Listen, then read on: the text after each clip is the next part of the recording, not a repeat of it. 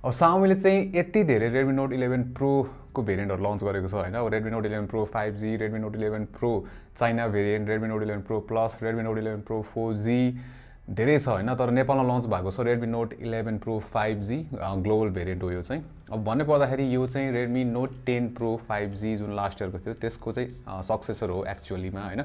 तर नेपालमा चाहिँ अब त्यो लन्च भएको थिएन त्यो फोन चाहिँ नेपालमा चाहिँ Redmi Note 10 Pro को 4G भेरिएन्टमा त लन्च भएको थियो हैन। अब यो 5G अफरिङ चाहिँ कस्तो छ त लाइक हुन्छ नि प्राइस टु परफर्मेन्स रेशियोदेखि लिएर सबै कुरा चाहिँ कस्तो छ आउनुस् चेक गरौँ।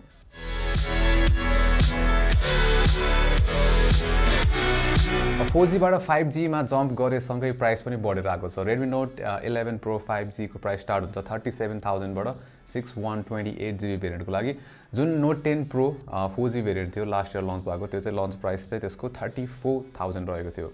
त्यसैगरी अब यसपालि 5G सपोर्ट गर्ने चिपसेट राखिएको छ यसमा हैन। अब त्यही भएर 5G भनिन्छ। Snapdragon 695 चिपसेट चाहिँ युज गर्छ। त्यसैगरी 6 अथवा 8GB को चाहिँ र्याम तपाईले पाउन सक्नुहुन्छ भने स्टोरेज चाहिँ 128GB नै छ दुईटै भेरिएन्टमा।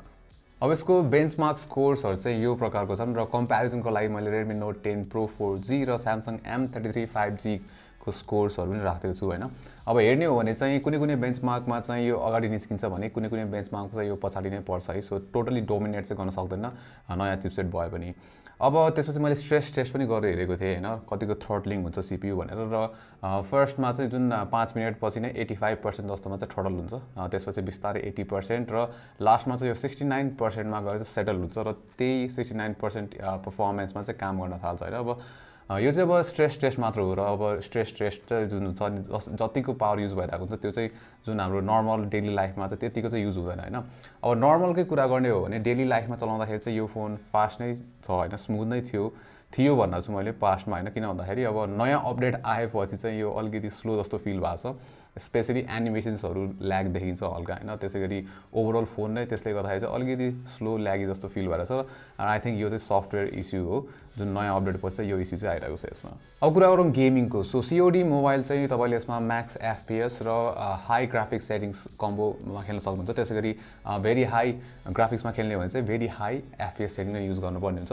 अब हामी चाहिँ म्याक्स FPS सेटिंग्समा खेल्दाखेरि चाहिँ के छ भन्दाखेरि एभरेज FPS मजाले दिन्छ 59 जति मजाले मेन्टेन गर्छ हैन। अब हल्का एकछिन खेलिसकेपछि चाहिँ FPS हल्का ड्रप भएर 58.7 मा पुग्छ त्यो भने खासै ड्रप हैन। यसमा चाहिँ फ्रेम ड्रप्सहरु देखिँदैन र स्टडर्सहरु केही पनि छैन र टेम्परेचर चाहिँ लास्टमा 47.6 जति थियो गेम प्ले सकिसकेपछि चाहिँ। त्यसैगरी गेम्स एन्ड इम्प्याक्ट चाहिँ हामीले डिफल्ट लो सेटिंग्समा ट्राई गरेको थियौं 30 FPS को क्यापमा। अब यो गेममा चाहिँ के छ भन्दाखेरि फ्रेम ड्रप्सहरु देखिन्छ हैन। त्यसैगरी स्टडर्सहरु हल्का नोटिस हुन्छ त्यस्तो धेरै चाहिँ छैन। तर जस अब गेम प्ले ओभरअल यसमा स्मुथ छैन हैन लाइक ठीक ठाकको छ। एभरेज FPS चाहिँ 28 दिइराको हुन्छ र हल्का एकछिन खेलिसकेपछि FPS ड्रप भएर 27 26 जस्तो हुन्छ एभरेज FPS। तर टेम्परेचर चाहिँ यो गेम खेल्दाखेरि भत्तै जम्प हुन्छ 53 डिग्री सेल्सियस जस्तो पुगेको थियो एन्डमा चाहिँ। अब यो Snapdragon 695 चिपसेट चाहिँ हल्का नयाँ भएर पुरै अप्टिमाइज चाहिँ भएको छैन हैन गेमिङको लागि चाहिँ। सो त्यही भएर पनि जुन पुरानो Redmi Note 10 Pro 4G छ हैन त्यसले नि यो भन्दा चाहिँ बेटर गेमिङ परफर्मेन्स चाहिँ दिन सक्छ कुनै गेम्समा सबै गेम्समा चाहिँ हैन। सो यो जुन नयाँ भेरिएन्ट छ Redmi Note 11 Pro हैन त्यो गेमिङको लागि बेस्ट नै चाहिँ छैन। अब यसको डिजाइन चाहिँ Redmi Note 10 Pro बाट नै हुन्छ नि एभोल्युसन गर्दै लिएर आएको छ। अब के छ भन्दाखेरि सेम हो सेप साइज ग्लास प्याक दिएको छ यसपालि हैन र यो चाहिँ हुन्छ नि म्याट फिनिश दिएको छ प्रिमियम देखिन्छ प्लस यसमा चाहिँ स्मजेस्ट फिंगरप्रिन्ट्सहरु त्यति देखिँदैन। यस ओभरअल फ्रेम पनि अब यसमा हुन्छ नि मेटल फ्रेम नै हो सो त्यसले गर्दा प्रिमियम देखिन्छ। अगाडिपट्टि पनि यसमा चाहिँ के छ भन्दाखेरि जुन मिनिमल बेजल्सहरु भएको कारणले गर्दाखेरि चाहिँ अपिलिङ देखिन्छ र जुन होल पन्च छ त्यो पनि सानो दिएको छ र यसमा चाहिँ IP53 रेटिङ पनि दिएको छ व्हिच इज नाइस। त्यसैगरी यसमा हेडफोन ज्याक अझै पनि छ हैन र स्पिकर चाहिँ डुअल स्पिकर दिएको छ डेडिकेटेड हो। सो दुईटा एउटा स्पिकर तलपट्टि एउटा स्पिकर माथिपट्टि दिएको छ र के छ भन्दा स्पिकर चाहिँ यसको राम्रो छ लाउडनेस मजाको छ है मजाले पुग्छ। त्यसैगरी जुन मिड्स र हाई छ त्यो पनि रिच नै छ र लो एन्ड पनि छ के त्यो हल्का बेस थम्प चाहिँ सुनिन्छ यसमा र क्विक कम्प्यारिजन विथ M33।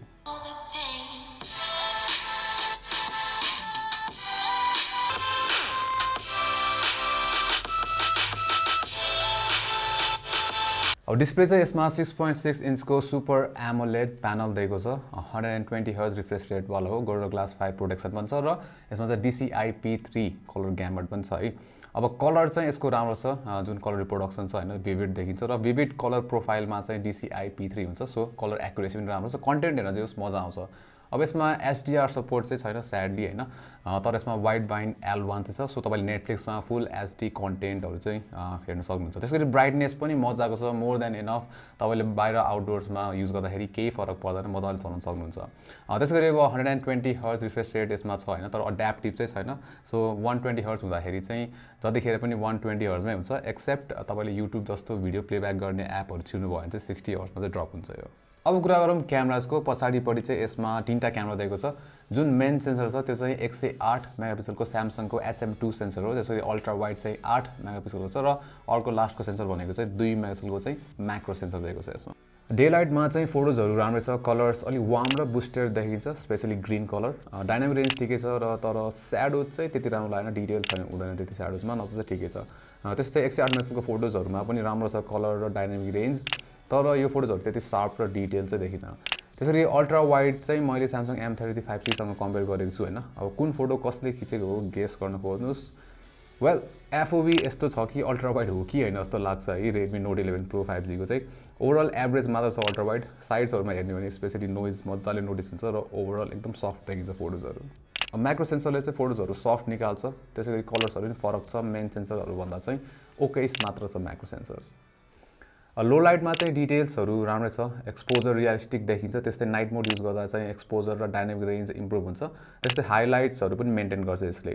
तर यसमा अल्ट्रा वाइडमा चाहिँ नाइट मोड चाहिँ छैन, Note 10 Pro मा चाहिँ थियो र 11 Pro 4G मा पनि छ।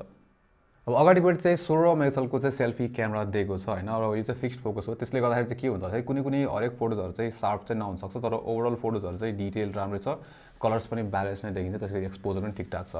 अब भिडियो चाहिँ यसले 1080p 30 fps सम्म खिच्न सक्छ हैन। अब 37,000 तिर सिकेपछि 4K चाहिँ दिनुपर्ने हो, तर यो चाहिँ के हो भन्दाखेरि स्न्यापड्रागन 695 चिपसेटकै हुन्छ नि लिमिटेसन हो। यो चिपसेटले चाहिँ 4K सपोर्टै गर्दैन। अब Redmi Note 11 Pro 4G भेरिएन्टमा पनि छ 4K, त्यसैगरी Redmi Note 10 Pro लास्ट इयरको त्यसमा पनि छ 4K चाहिँ है। सो तर यसमा चाहिँ छैन।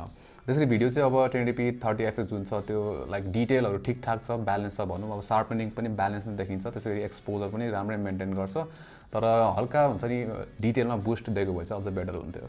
त्यसैगरी यसमा स्टेबलाइजेसनको लागि चाहिँ EIS दिएको छ हैन। अब यसले गर्दाखेरि चाहिँ त्यो डिटेल पनि त्यति राम्रो हुन्न, तर स्टेबलाइजेसन चाहिँ ठिकै काम गर्छ। हिँड्दाखेरि अब त्यस्तो पुरै खतरा स्टेबल त हुँदैन, हल्का हल्का जिटर्सहरु चाहिँ स्टिल देखिन्छ। अब ब्याट्री चाहिँ यसमा 5000 mAh को ब्याट्री दिएको छ। अब यसले जुन चिपसेट छ यो 695 स्न्यापड्रागनको, त्यो चाहिँ 6 नैनोमिटर बनाएको भएर इफिसिएन्ट छ। त्यसले गर्दाखेरि चाहिँ टोटल जुन ब्याट्रीको हुन्छ नि क्यापेसिटी चाहिँ राम्रो छ। सो तपाईले चाहिँ 7 देखि 8 आवर्ससम्मको चाहिँ स्क्रिन अन टाइम पाउन सक्नुहुन्छ। लाइक एक दिनभन्दा बेसी मजाले चल्छ यो फोन, त्यसमा केही इस्यु छैन। त्यसैगरी चार्जिङ पनि दामी छ, 67 वाटको फास्ट चार्जिङ छ यसपालि हैन। अब यसले चाहिँ के छ भन्दाखेरि 30 मिनेटमै 74% सम्म चार्ज हुन्छ भने 100% चार्ज हुन चाहिँ त्यस्तै 45 मिनेट जस्तो लाग्छ, जुन चाहिँ यो रेन्जमा दामी नै हो। अब OS चाहिँ यसमा Android 11 छ, Android 12 आएको छैन, MIUI 13 नै हो। अब के छ भन्दाखेरि जुन रिसेन्ट अपडेट आएपछि चाहिँ हुन्छ नि यो अलि बगी जस्तो फिल भइरहेको छ, स्लो जस्तो फिल भइरहेको छ, त्यो एनिमेसन्सहरु चाहिँ स्मुथ छैन। यो चाहिँ सफ्टवेयर इस्यु नै हो हैन। अब त्यो बाहेक यसमा ब्लोट रेट्सहरु टन्नै आउँछ, तपाईको एप्सदेखि लिएर गेम्सहरु प्रिइन्स्टल आउँछ टन्नै हैन, र टाइममा एड्सहरु पनि देखाइरहेको हुन्छ। अब त्यो चाहिँ Xiaomi-मा Redmi को फोन्सहरुमा आइहाल्छ हैन।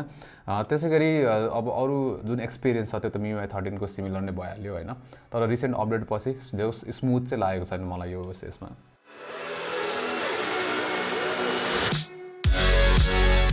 So Redmi Note 11 Pro 5G चाहिँ Redmi Note 10 Pro 4G को माइनर अपग्रेड जस्तो फिल हुन्छ हैन। अब प्लस यसपालि प्राइस पनि बढेर आएको छ।